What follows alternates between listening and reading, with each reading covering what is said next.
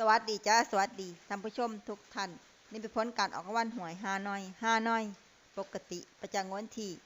11สิงหาคม2569รางวัลเลข2ตารางเลขที่ออก2020รางวัลเลข5ตารางเลขที่ออก64720 64720รางวัลเลข2ตัวบนเลขที่ออก9191รางวัลเลข3ตัวบนเลขที่ออก191 191รางวัลเลข5ตัวเลขที่ออก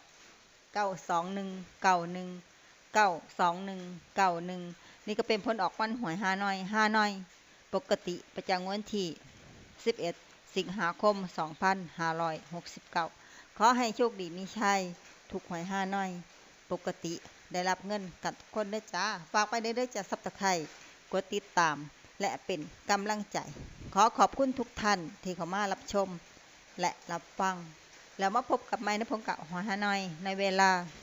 19:30 นาทีในฮานอย VIP